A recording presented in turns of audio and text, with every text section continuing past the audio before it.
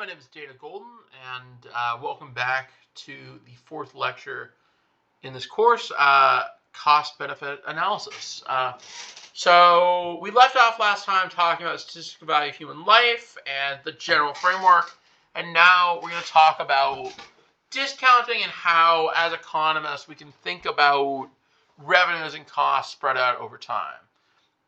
So what is the time value of money? The concept that money today is worth more than the same amount of money in the future due to its earning potential. One argument is I just like to have money now. I prefer current pleasure to future pleasure. I discount the future sum rate. Another argument is if I had the money now, I can invest it in the stock market and it's worth more. I prefer the money now and I need some returns to wait till later. Another argument is there's risk that I'll die or there's some sort of risk that I won't get paid back. So I'd prefer to have the money now because I don't have to deal with that risk. Or there's maybe risk I'll need it now. So this is based on the principle that money can earn interest or generate returns over time, or that I prefer references for money today. So King Component's present value is the value of future money in today's term. Future value is the value of current money at the future date. The interest rate is the rate of return or growth over time. And then the time period is the number of periods over which money grows or is discounted. So some basic relationships. The future value is equal to the present value times 1 plus r raised to the number of time periods, and the present value equals the future value divided by 1 plus r raised to the number of time periods. So this is just the same as this. You're just moving this to the other side to get from future value to present value. So this is very applicable investment decisions, loan payment schedules, and environmental cost-benefit analysis, like the kind we'll talk about in this class, valuing future damages or benefits, and deciding whether or not to build a particular generator, which is a use case we'll keep coming back to. So discounting is the process of determining the present value of future cash flows and benefits by applying a discount rate. So we're saying that we're making an explicit decision about what tomorrow is worth for today to reflect the time preferences. So we talked about the basic relationships, and here now we're saying present value is worth this much of future value, and that's discounting because we have time preference of money and opportunity cost of capital. We prefer money today, and we could be using that money to generate more money. So a higher discount rate reduces the present value of future benefits or costs, and then increases the relative value of current outliers. So longer time horizons result in lower present values. So this has direct effects in environmental economics, where the costs of climate change are going to be felt long in the future. So that's the benefit of stopping climate change. And the costs of fighting climate change, the costs of stopping it, are going to be felt right now. So the higher the discount rate, the less willing we are to make those long-run investments in stopping climate change. So applications valuing the future benefits of pollution reduction, evaluating long-run climate mitigation strategies, and estimating the social cost of carbon. So if you have a future benefit at $10,000 in 10 years from stopping some amount of pollution, the discount rate is 5%, 0.05, then the present value is 10,000 divided by 1 plus 0.05 raised to the 10th is equal to this. So notice this is less than 10,000. So you should be willing to pay less than 10,000 a day to receive less than 10,000, or to receive 10,000 in benefits 10 years from now. And then to get net present value, this measures the profitability of investment by calculating the difference between present value of cash inflows and present value of cash outflows. It counts the time value of money, reflecting that money today is worth more than the same amount in the future. So you add together the cash flows. This is some cases a cost, some cases a revenue. Some cases you will have both costs and revenues, and you add them together at each time step. You add them together over all the time steps. You divide by the discount rate, and you get a net present value. So if NPV is greater than 0, the investment is profitable. If NPV is less than 0, the investment is unprofitable, shouldn't be done. If NPV equals 0, the investment break even, and you can go to another decision rule, or you can decide whether or not you view it as just intrinsically worthwhile. You use a lot of capital budgeting. You use a lot in evaluating renewable energy projects, and then we use this a lot in comparing alternative investment options. So an example of calculating NPV, a company considers investing in a product with the following cash flows. First year, you have to do the capital outlays. You have to spend some money, and then every later year, you recoup it. So in total, 3,000 plus 4,000 plus 5,000, 12,000. So in total, it's 2,000 positive if you just add up all the cash flows. But what happens when you apply the discount rate of 8% per year or per annum? You calculate the present value for each year. Then you compute the net present value by adding together for each year. And then present value at year 0, you use 0 as time, and you have that negative 10,000. Then you have, you discount this by 8%, you discount this by 8% again, discount by 8% again, so you're multiplying by 0.08 in the denominator to discount. You add it all together, and you get something that's just barely profitable. The project has a net NPV of 176.30 and is profitable. Cost of capital is the rate of return required by investments or lenders to finance a project. It serves as the discount rate in NPV calculations, and it includes the cost of equity and the cost of debt. Cost of equity is the return required by equity investors. Equity investors require a higher rate of return because they have the chance of getting wiped out. That's much higher. Debt investors have the chance of getting wiped out too, but they have the first rights of payback when it comes time to sell the assets. So they generally are collateralized, and even if they're not collateralized, they get paid back well before the equity investors. So interest rate paid on borrowed funds is taxes. So the weighted average cost of capital is equal to the market value of equity over the total value. So the weighted market value of equity times the return on equity plus the weighted market value of debt times the return on debt times 1 minus t.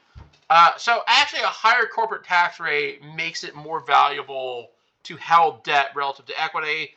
You should know from Modigliani Miller, which is, I hope, something they covered in your intermediate macro or some finance class you took. You should know from Modigliani Miller that under standard preferences, you shouldn't care between debt and equity, but people often do, and the reason is because, first off, there's debt overhang. There's a possibility of too much debt, but then there's also the corporate tax rate.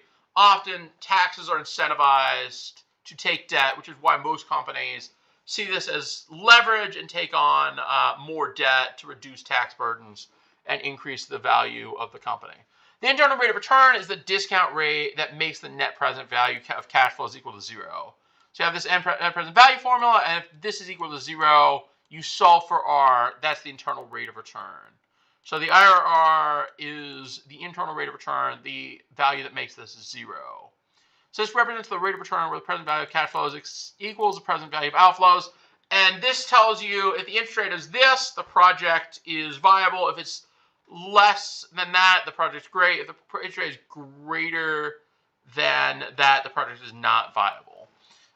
So future value and interest payments over a 30-year fixed mortgage rate mortgage example. Mortgages can illustrate how interest payments accrue over time and how future value is impacted by compound interest. Future value equals principal times interest rate over the number of periods. You have a 38-year fixed rate mortgage. We have a loan amount of 300,000 with an annual interest rate of 4% or 4.04. You have a loan term of 30 years or 360 monthly payments, and then using the formula of fixed monthly payments, you do M equals P, the loan amount, times RM, the interest rate redone so it's monthly. So you divide this interest rate by 12, so it's now monthly, times 1 plus RM to the N, over 1 plus RM to the N minus 1.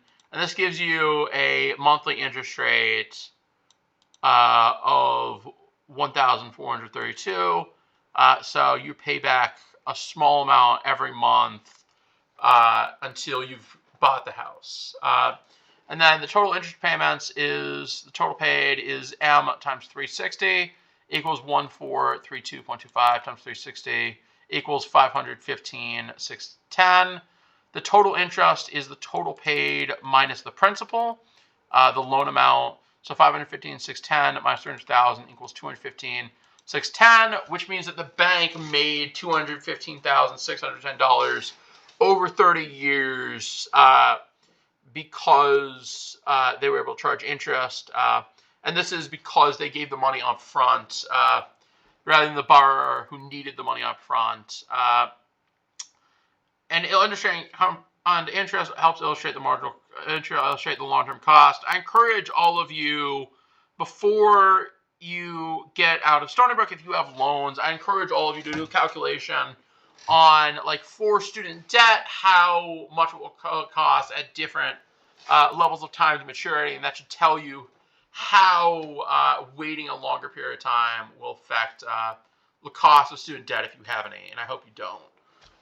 What is the break-even point? It's the level of sales reduction at which total revenue equals total cost. It represents the point at which a product or object or business becomes profitable. So break-even point in units is the fixed cost divided by the price per unit minus the variable cost per unit. So fixed cost, the costs that do not change with production levels, and the variable cost, the cost of very direct production.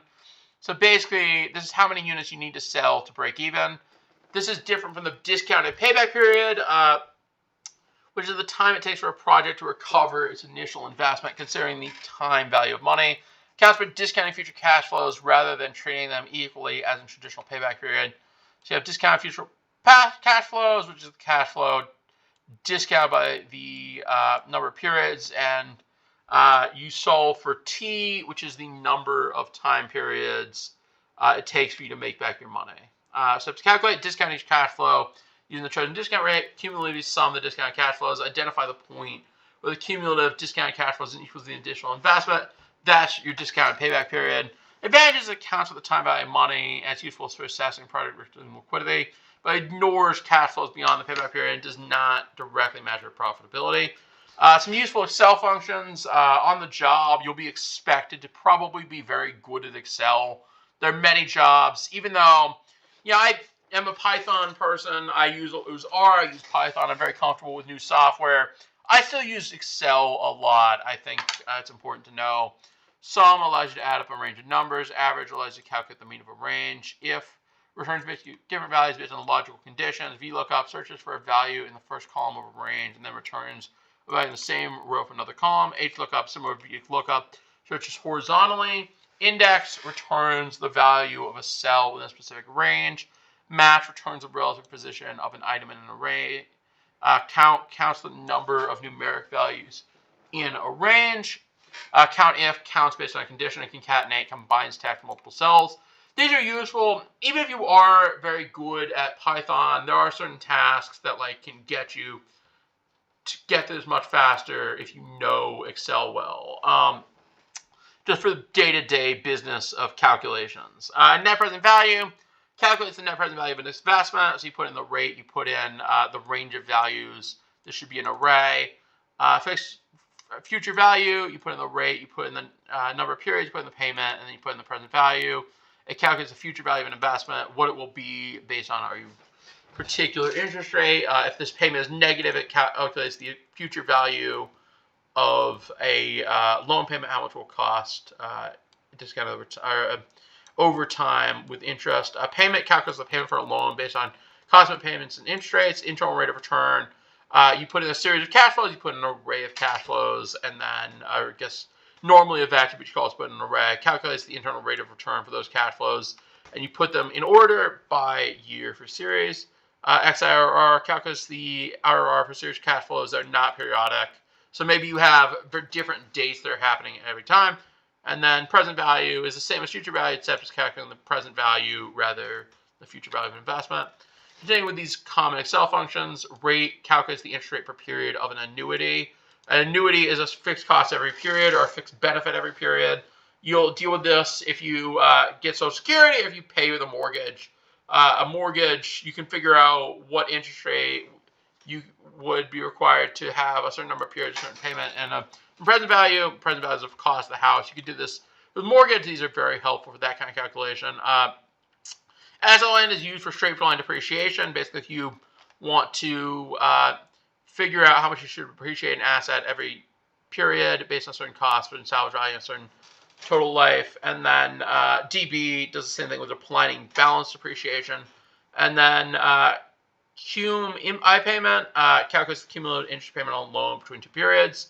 So you have a rate, you have a number of periods, you have a present value, and then you have a start value and a start time and an end time, and then you can calculate the cumulative interest paid on loan between those 2 periods. So example, calculating net present value using Excel. So you have those cash flows from before. You use the formula NPV. You put in the rate. You put in, imagine that these are in B2 to B4. This 3,000, 4,000, 5,000 are being 2 to B4. You don't discount the first period because it's you paid in the first period. Don't discount it, so you add it directly onto NPV. 0.08 is the discount rate. These are cash flows from year 1 to 3. B1 is the additional investment, and you get this approximate value for the net present value. And then if you want to find the IRRs of the cash flows, the amount that makes it equal to 0, you enter cash flows in the column, use the formula IRR. Excel will iterate to find the rate that makes NPV equal 0, and then IRR equals 11.79% approximately. This is the annualized rate of return at which the investment is equal to 0, at which the net present value is equal to 0, and it's not particularly worth or not worth investing. So the parallel sets of discounting. Often economists use a discount factor of 0.95, implying a discount rate of 0.05. This feels right in macro and most finance.